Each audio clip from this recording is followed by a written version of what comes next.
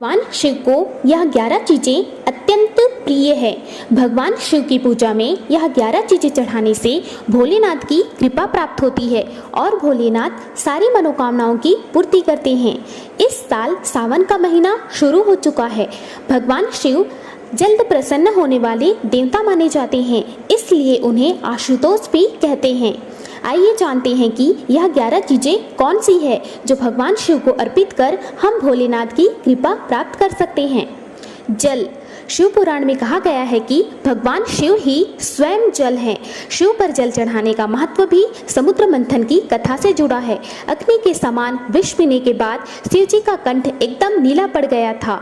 विष की उष्णता को शांत करने के लिए तथा शिव जी को शीतलता प्रदान करने के लिए समस्त देवी देवताओं ने उन्हें जल अर्पित किया, इसलिए शिव पूजा में जल का विशेष महत्व है।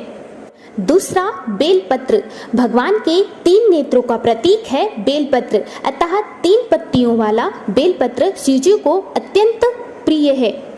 प्रभु आशुतोष के पूजन व अभिषेक में बेलपत्र का प्रथम स्थान है। ऋषियों ने कहा है कि बेलपत्र चढ़ाना 1 करोड़ कन्याओं के कन्यादान के फल के समान है। तीसरा, आंकड़ा या मदार।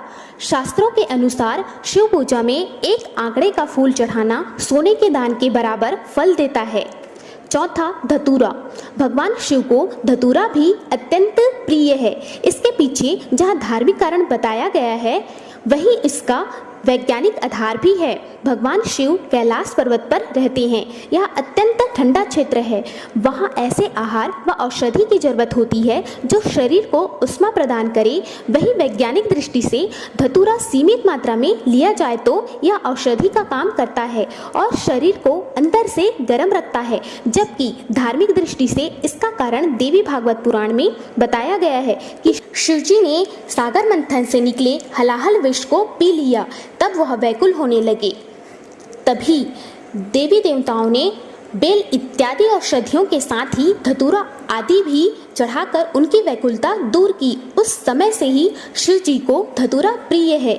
शिवलिंग पर केवल धतूरा ना चढ़ाएं, बल्कि अपने मन और विचारों की कड़वाहट को भी अर्पित कर दें। पांचवा, भांग। समुद्र मंथन में निकले विष का सेवन महादेव ने संसार की सुरक्षा के लिए अपने गले में उतार लिया। भगवान को औषधि स्वरूप भांग भी दी गई। प्रभु ने हर कड़वाहट और नकारात्मकता को आत्मसात किया, इसलिए भांग भी उन्हें अत्यधिक प्रिय है। भगवान शिव इस संसार में व्याप्त हर बुराई और हर नकारात्मक चीज को अपने भीतर ग्रहण कर लेते हैं और अपने भक्तों की रक्षा करते हैं। छठवा, कपूर। भगवान शिव का प्रिय मंत्र है कर्पूर गौरम करुणा अवतारम, यानी जो कपूर के समान उज्जवल है। कपूर की सुगंध वातावरण को शुद्ध और पवित्र बनाती है। भगवान शिव को इस महक से प्रेम है, अतः शिव पूजन में कपूर अवश्य शामिल करें। सातवां, दूध। श्रावण मास में दूध का सेवन निषेध है। दूध इस मास में स्वास्थ्य के लिए गुणकारी होने के बजाय हानिकारक हो जाता है, इसलिए सावन मास में दूध का सेवन ना करते हुए उसे शिव जी को अर्पित करने का विधान बनाया गया है। आठवां, चावल। चावल को अक्षत भी कहा जाता है और अक्षत का अर्थ होता है जो टूटा ना हो। इसका रंग सफेद होता है। किसी भी पूजन में गुलाल, हल्दी, कुमकुम इत्यादि अर्पित करने के बाद अक्षत चढ़ाए जाते हैं। यदि पूजा में कोई सामग्री उपलब्ध ना हो तो चावल के कुछ दाने ही भगवान को प्रेम पूर्वक अर्पित कर सकते हैं। नौवां, चंदन। चंदन का संबंध शीतलता से है। भगवान शिव मस्तक पर चंदन का त्रिपुंड लगाते हैं। चंदन का प्रयोग अक्सर हवन में किया जाता है, जिससे इसकी खुशबू से वातावरण और खिल जाता है। यदि शिव जी को चंदन चढ़ाया जाए तो इससे समाज में मान सम्मान यश बढ़ता है। 10वां, भस्म।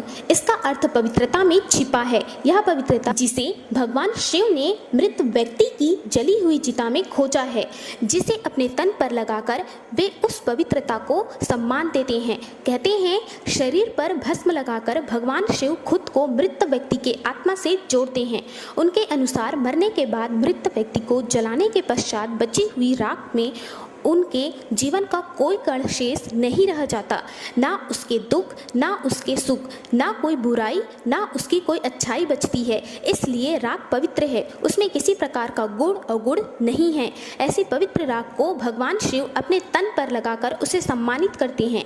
एक कथा यह भी है कि माता सती ने जब स्वयं को अग्नि के हवाले कर दिया तो क्रोधित शिव ने उनकी भस्म को अपने पत्नी की आखिरी निशानी मानते हुए तन पर लगाया, ताकि सती भस्म कणों के जरिए हमेशा उनके साथ ही रहे। 11वां रुद्राक्ष। भगवान शिव जी ने 1000 वर्ष तक समाधि लगाई। समाधि पूर्ण होने पर जब उनका मन बाहरी जगत पर आया, तब जगत के कल्याण की कामना करने वाले महादेव ने अपनी आंख बंद की। तभी उनके नेत्र से जल की बूंदें अर्थात अश्रु पृथ्वी पर गिरे।